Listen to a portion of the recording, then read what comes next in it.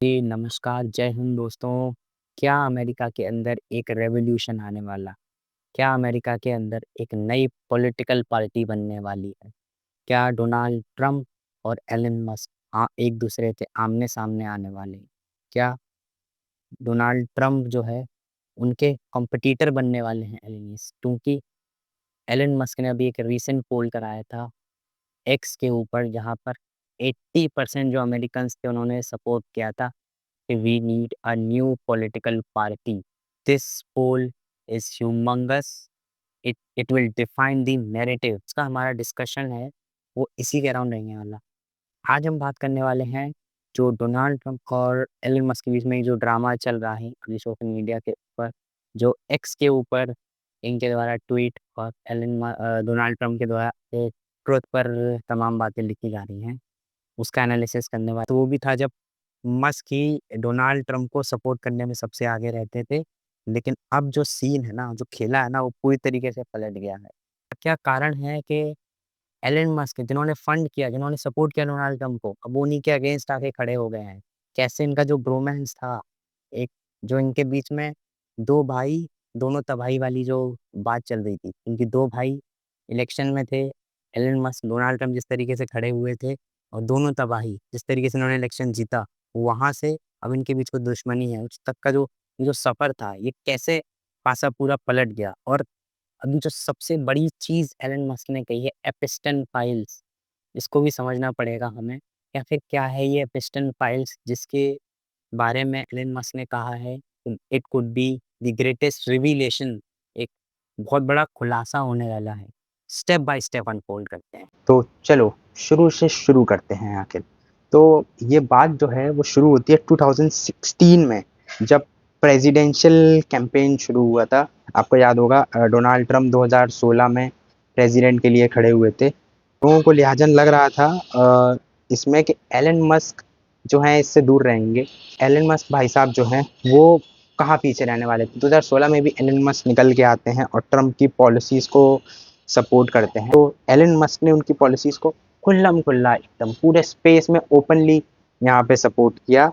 और Donald Trump ने भी रिप्लाई में अमेरिका का फ्यूचर तक कह दिया था। यहाँ पे एलन मस्क को कहते हैं कि he is the future of America.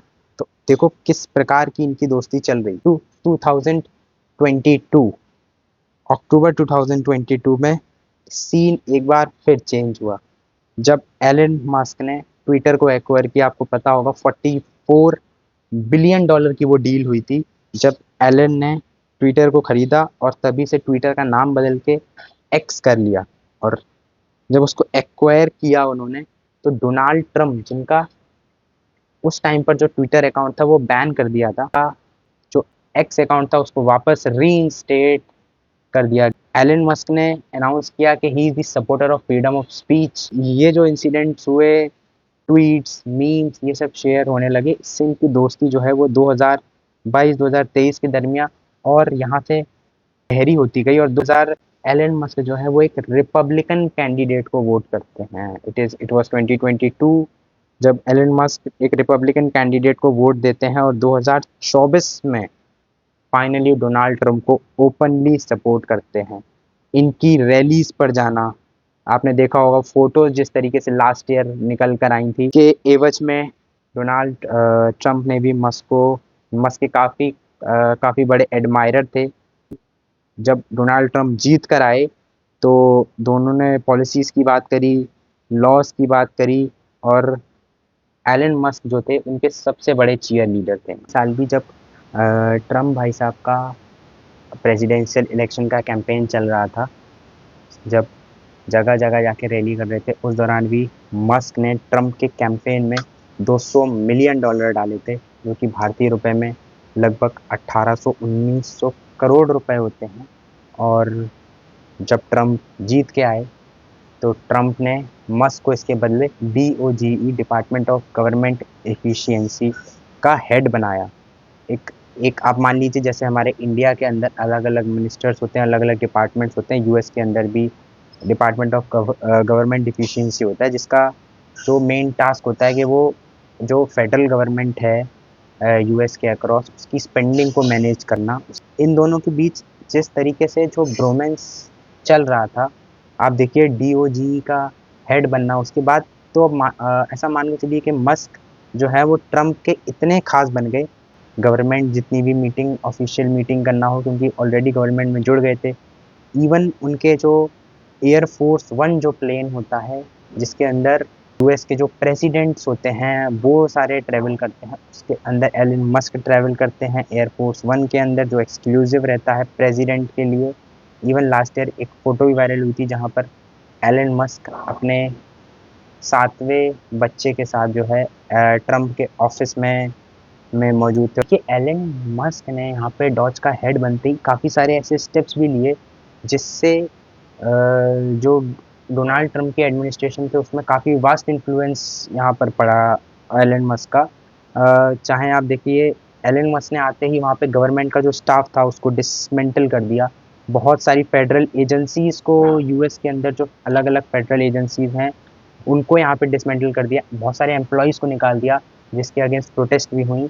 ऐसा एक सच बोर्ड था CPFB जो कंज्यूमर फाइनेंशियल प्रोटेक्शन ब्यूरो, जो वहाँ पे 2008 के अंदर फाइनेंशियल क्राइसिस एजेंसी, आपको पता होगा, मैं आपको रिमाइंड करा देता हूँ, 2008 के अंदर जो क्राइसिस हुई थी यूएस के अंदर उसके बाद CPFB नाम की एक संस्था को इस्टेब्लिश किया गया था कि जो भी फाइनेंशियल क्राइसिस हो, ऐसी कोई इमरजेंसी आए, जो भी क्रेडिट रेटिंग है उसको मैनेज किया जा सके, रिस्क को मैनेज किया जा सके अक्रॉस द यूएस, तो वो डीओजी के अंदर ही आते थे। एलन मस्क ने आते ही यहाँ पे डिसमेंटल कर दिया।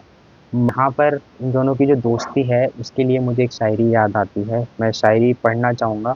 मेरे वजूद से कम तेरी जान थोड़ी है, फसाद तेरे मेरे दरमिया थोड़ी है। ये जो वर्ड्स हैं, ये जो लाइन्स हैं, बिल्कुल फिट बैठती हैं। इनमें इनकी दोस्ती में दरार पड़ना फाइनली चालू होती है। ट्रम्प, बात यहाँ पे क्या है ना, तो ट्रम्प एक मैसिव टैक्स कट और इमिग्रेशन का बिल इंट्रोड्यूस करते हैं, एक बिल लेके आते हैं। इसके अंदर ट्रम्प भाई साहब जो हैं वो इंट्रोड्यूस करते हैं कि टिपिंग के ऊपर और बहुत सारी जो फैसिलिटीज़, बहुत सारी सर्विसेज हैं उसके ऊपर टैक्स नहीं दिया जाएगा, टैक्स यहाँ पे एप्लीकेबल नहीं होगा।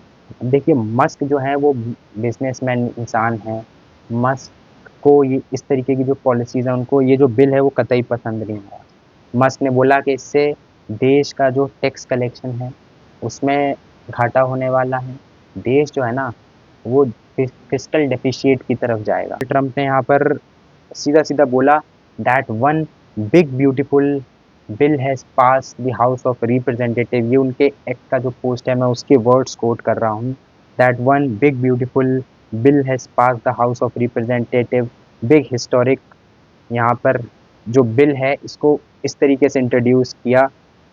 मैसिव टैक्स कट्स जैसा मैंने बताया वो इंट्रोड्यूस किए। यहाँ पे इन्होंने बोला कि टिप्स के ऊपर कोई टैक्स नहीं लगेगा। और एक और इम्पॉर्टेंट बात यहाँ पर जो उन्होंने बोली कि अगर आप ओवर टाइम करते हैं यूएस के अंदर, अब उसके ऊपर भी यहाँ पर कोई टैक्स नहीं लगने वाला। पर न्यू बॉर्न बेबीज़ के लिए इन्होंने एक ट्रम्प सेविंग अकाउंट नाम का अनाउंस किया, जो का भी जन्म यूएस के अंदर होने वाला है।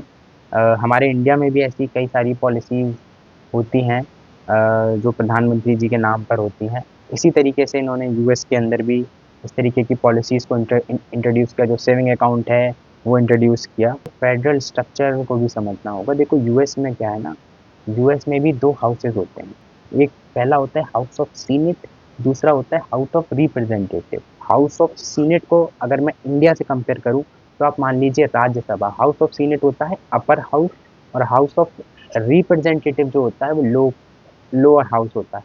हाउस ऑफ रिप्रेजेंटेटिव को आप लोकसभा जैसे मान के चलिए।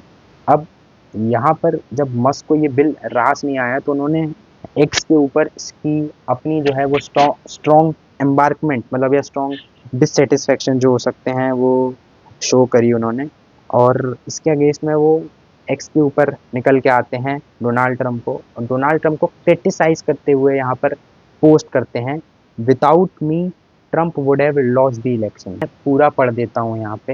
ये बोलते हैं without me Trump would have lost the election, DIMMs would control the house and Republic would be 51-49 in the senate. यानी कि ये सीधे शब्दों में यहाँ पे ये कह रहे हैं कि अगर मैंने तुम्हारा सपोर्ट नहीं किया होता तो तुम आज जो मेजॉरिटी लेके बैठे हो सीनेट के अंदर वो नहीं होती।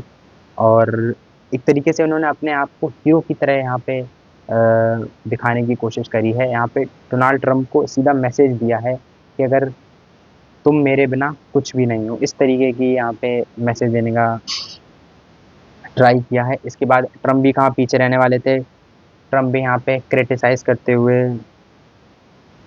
एलन एलन को अपने सोशल पे लिखते हैं, Elon was wearing thin, I asked him to leave.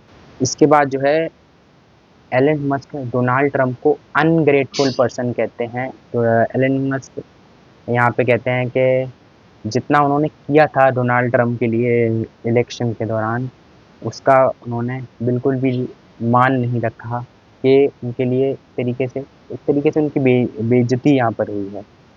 Trump चाचा धमकी दे देते हैं यहाँ पे एलन मस्क को, धमकी देते हुए बोलते हैं the easiest way to save money in our budget and it to be billion and billions of dollars is to terminate Allen's government subsidies and contracts. I was surprised Biden didn't do it. यहाँ पर straight away जो है Trump मोर्चा खोल देते हैं Elon के against और धमकी देते हैं यहाँ पे कि जो भी एलन मस्क की जो कंपनीज हैं जिनको भी सब्सिडीज दी जा रही थी और कॉन्ट्रैक्ट्स दिए जा रहे थे, अगर हम उन्हें टर्मिनेट कर देते तो बिलियंस ऑफ बिलियंस डॉलर्स जो है वो यूएस इकोनॉमी के बच सकते हैं। क्योंकि मस्क जो है वो खुद साउथ अफ्रीका से आते हैं और आपको पता है डोनाल्ड ट्रंप इमिग्रेंट्स के अगेंस्ट अभी कितनी स्ट्रिक्ट पॉलिसीज यहाँ पे सबको भगाने में बिजी हैं, देश से निकालने में बिजी हैं। मस्क जो है वो ट्रम्प की पॉलिसीज को लिखते हैं, Trump policies are outdated like his hair. तो यहाँ पे पर्सनल अटैक कर देते हैं डोनाल्ड ट्रंप के ऊपर।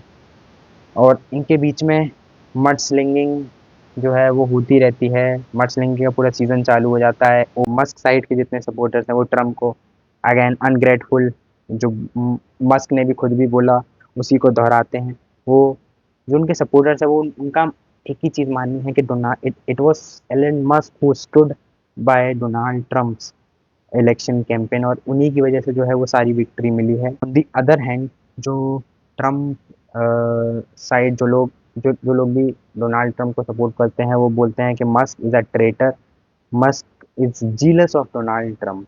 देखिए यहाँ पर इन लोगों का कहना ये है कि मस्क जो है वो डोनाल्ड ट्रम्प की पॉलिसी, डोनाल्ड ट्रम्प की जो सक्सेस है उसे देखकर जेलस हो रहे हैं। यहाँ पर मेरा मानना ये है कि जो भी ट्रम्प ने अभी नया बिल लेके आया है, इन्होंने टैक्स कट की बात की है, रेट कट्स की बात करी है, और अमूमन जो सरकार होती है वो स्पेंडिंग बढ़ाने के लिए, इकोनॉमी को बूस्ट करने के लिए यहाँ पर इस तरीके के डिसीजन लेते हैं। तो डोनाल्ड ट्रम्प जो लेकर और जो पॉलिसी जो बिल लेकर आए हैं उसमें मुझे ऐसी कोई खामी नहीं लगती है जिसके कारण इस तरीके से एलन मस्क को उसकी आउटरीच करनी चाहिए थी यहाँ पे। हाँ, लेकिन हालांकि डोनाल्ड ट्रम्प यहाँ पे ईवी और एनर्जी कंपनीज जो हैं उनको जो छूट दी जाती थी, जो पेरिस एग्रीमेंट के अंदर भी, जो पेरिस समिट जो हुआ था वहाँ पर भी इसी चीज़ के बारे में डिस्कशन किया गया था कि जो भी ग्रीन एनर्जी होगी पूरा वर्ल्ड जो है ग्रीन एनर्जी की तरफ मूव करेगा। और डोनाल्ड ट्रम्प जब जीत कर आते हैं तो अपनी इलेक्शन के जीतने वाले दिन ही कहते हैं कि पेरिस एग्रीमेंट से बाहर बाहर पहले यूएस को करते हैं, उसके बाद बोलते हैं कि जो भी ईवीज़ के अंदर ग्रीन एनर्जी के अंदर जो भी सब्सिडीज़ मिल रही हैं उन सबको ख़त्म किया जाएगा। और देखिए अब सबसे ज़रूरी चीज़ जिसकी शुरुआत हमने वीडियो के स्टार्टिंग में करी थी, एपिस्टन फाइल्स, जिसके जिसके बाद जो मस्क ने दावा किया है, जिसके बाद पूरे इंटरनेट के ऊपर कहीं न कहीं ये कंट्रोवर्सी छिड़ गई है।